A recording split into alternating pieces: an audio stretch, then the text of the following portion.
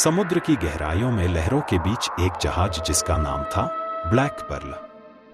इस जहाज की एक अजीबोगरीब कहानी थी जिसे सुनकर लोग कांप उठते थे। कहा जाता था कि जो भी इस जहाज पर चढ़ता वह कभी वापस नहीं लौटता। सालों से यह जहाज लापता था, लेकिन एक रात यह अचानक समुद्र के बीचों बीच प्रकट हो गया। विक्रांत, एक अनुभवी नाविक, अपनी टीम के साथ एक खजाने की तलाश में निकला था। उसने सुना था कि किसी पुराने जहाज पर बेशकीमती गहने और सोने की मुद्राएं छिपी हैं। समुद्री नक्शे पर कई संकेतों के बाद उन्हें ब्लैक पर्ल का पता चला। रात घनी हो चली थी।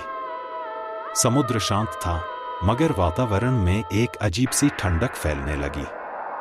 कुछ समय बाद उनकी दूरबीन में एक काले सफेद रंग का टूटा फूटा जहाज दिखाई दिया, जो धीरे धीरे धुंध के बीच से उभर रहा था। ब्लैक पर्ल, बिल्कुल वैसा ही जैसा कहानियों में सुना था, एक भयानक और वीरान जहाज। हम इसे छोड़ नहीं सकते, विक्रांत ने अपनी टीम से कहा। इतने वर्षों से इस जहाज की तलाश थी। यह हमारा मौका है।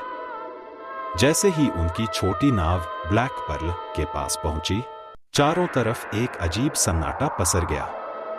जहाज पर चढ़ते ही उन्हें एहसास हुआ कि यहां सब कुछ जर्जर हो चुका था। टूटी फूटी लकड़ियां, जगह जंग लगे लोहे के टुकड़े और मरे हुए पक्षियों की हड्डियां बिखरी पड़ी थीं। विक्रांत और उसकी टीम ने जहाज के भीतर जाने का फैसला किया। जैसे ही वे अंदर गए, वहां का माहौल और भी अजीब हो गया। जहाज के अंदर जाले लटके हुए थे और दीवारों पर कुछ डरावनी पेंटिंग्स बनी थी। लेकिन सबसे अजीब बात यह थी कि जहाज के अंदर बहुत पुरानी रोशनी की लालटेनें अब भी टिमटिमा रही थीं, जैसे कोई अभी भी वहां रहता हो।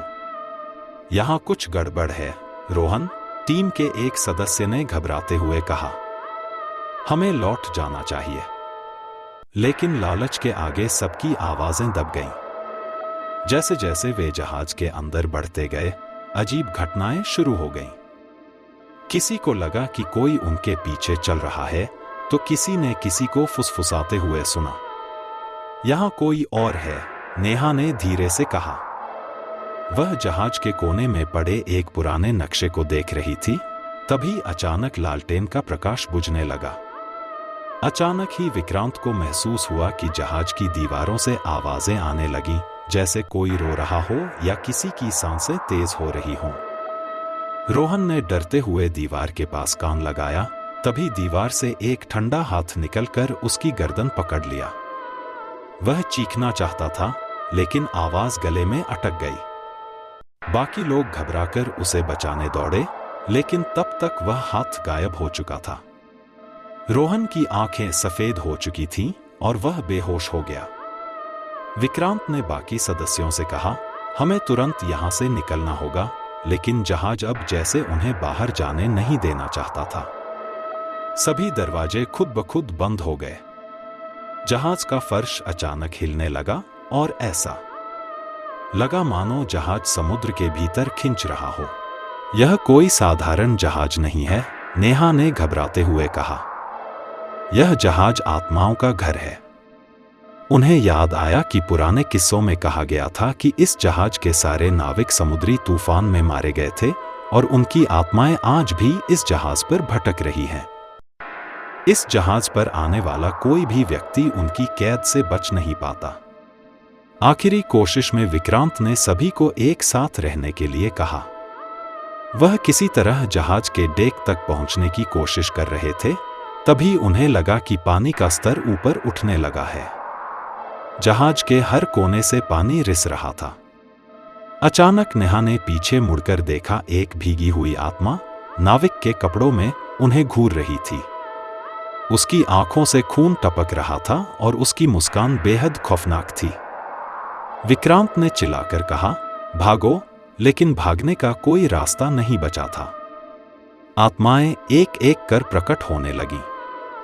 रोहन, जो अब तक बेहोश था, अचानक उठ बैठा, लेकिन उसकी आंखें अब सफेद थीं और वह बाकी लोगों की ओर बढ़ने लगा। नेहा की चीख समुद्र की गहराइयों में खो गई और विक्रांत ने अंतिम बार समुद्र की ओर देखा। जहाज धीरे धीरे समुद्र में समा रहा था और उसके साथ साथ वे भी। अगली सुबह समुद्र पूरी तरह शांत था, जैसे कुछ हुआ ही न हो। दूर दूर तक ब्लैक पर्ल का कोई नामो निशान नहीं था। न तो विक्रांत की टीम का कोई सदस्य मिला, न ही उनकी नाव। केवल एक टूटी हुई लालटेन समुद्र की लहरों पर तैरती दिखाई दी, मानो इस भूतिया सफर की गवाही दे रही हो। कहते हैं कि आज भी अगर रात के समय समुद्र के बीचों बीच भटक जाओ तो ब्लैक पर्ल दिख सकता है, लेकिन जो उसे देखता है वह कभी वापस नहीं लौटता।